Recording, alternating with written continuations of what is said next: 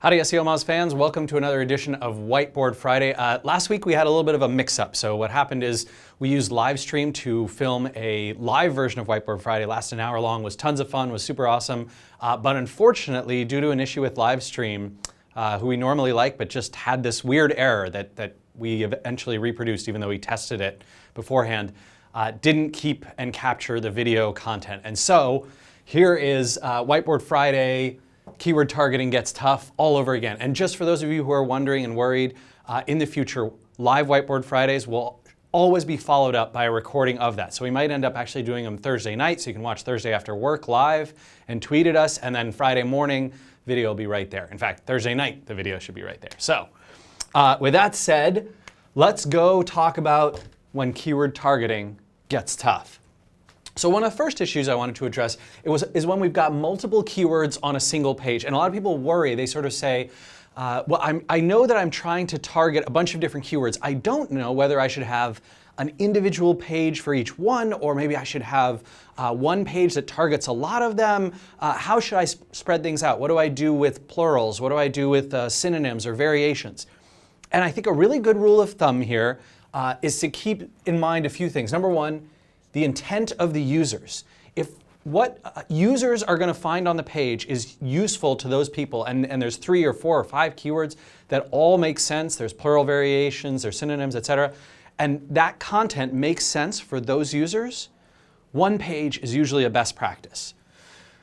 Number 2, you need to be worried about natural word usage. It's really weird to have something like keyword phrase 1, comma, keyword phrase 2, comma, keyword phrase 3. And those pages, you can see them getting fewer clicks in the search results. So even if you are ranking, you might not perform as well. People are less likely to link to them. For all sorts of reasons, they're just not as good for SEO from a white hat perspective. You know, if you're a churn and burn spammer, you probably don't watch Whiteboard Friday. And number 3, combining those things when it makes sense, right? So I really like combining words that go together and that make sense. Let me give you a good example here. I think that'll really illustrate the point. So I've chosen the keyword Batman, right? Maybe I've got a website about comic book characters, right? So I've got this keyword Batman. I know I want to go after Batman comics. I want to go after Batman graphic novels, Batman comic books, Batman versus Joker. Which of these things do you think I'd put together? And my sort of feeling is Batman is a global topic. It's sort of too big for anything else, and it's hyper competitive, so it'd be really tough to target other things on there. I might go with Batman as its own separate page, just one page on the site, all about the character and have links to the comics and that kind of stuff. Batman comics and Batman comic books, those are a natural fit, and you can do a really good job, right, of crafting a title tag and a headline that go together really well, right? So Batman comic books or Batman comics and comic books, those work really nicely together, and so I can go connect those. Batman graphic novels is a little different. I could do something like combine it if I felt like the intent was the same, right? So people who are coming searching for graphic novels are also looking for comics, or comic fans are also looking for graphic novels. I could do something like Batman comic books and graphic novels, or Batman comics, graphic novels, and comic books, right? And those 3 things work pretty well together, natural word order. So those things, I would probably combine those because I think the intent is the same. Keyword targeting can be done pretty well and effectively all on the same page.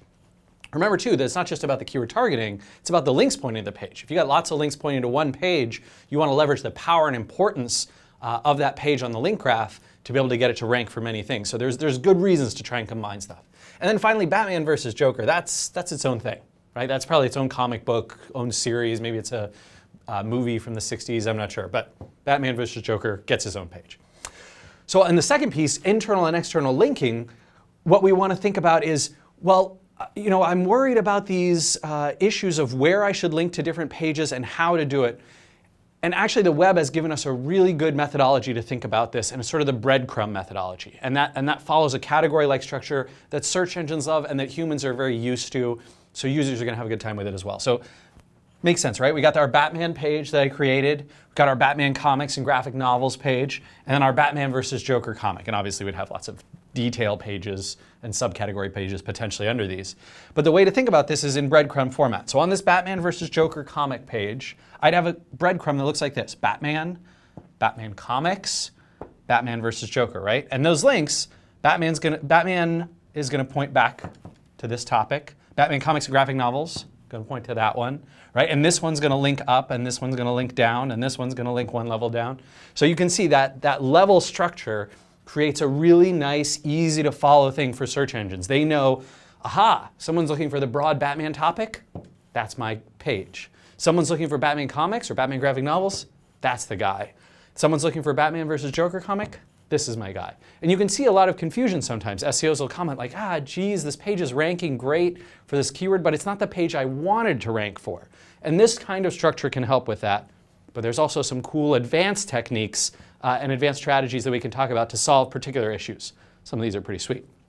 So the first one, the move it. So this is when you've got a situation where the page is targeting a particular keyword, right? So targeting Batman comic and graphic novels, and you either need to move it for one reason or another, or the search engine's ranking the wrong page. Maybe they're ranking a deep comic page for Batman comics and graphic novels, and you go, this is terrible. You can see this on SEO Moz right now. If you search for SEO on the front page, it's our web developers SEO cheat sheet that's ranking. It switched about 3 months ago from our home page. That's sort of weird. It's a useful and fine page, but it's probably not the broad topic that people are looking for when they search SEO. So we might want to do some things around that. And one potential thing is to move that old page or to rel canonical it back to the page that you want ranking. Remember that rel canonical is really only designed for duplicate content situations. So you should only do this if the page that's ranking is a copy of the original and has the same content but just isn't the one you want. Newspapers have this a lot with print versions of pages, right? Where a print version will be ranking and they go, no, I don't want the print version. I want the one that shows the ads because they want to make some money. The next one is the replace it. And the idea is the old URL, the URL that's currently ranking, could use some refresher content maybe, or could use an update, or you're essentially saying like, oh, it's that URL that's ranking for this, but I really want this content on there. And so you can feel free to do that, right? Go ahead and swap out the content, put in the new content, and maybe recreate the old page at a new URL.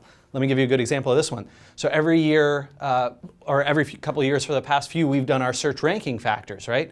Whenever we reproduce a new version, we make sure it stays at the old URL, the seomoz.org/search ranking factors. That replacement, that new page, came up in 2007, 2009, 2011.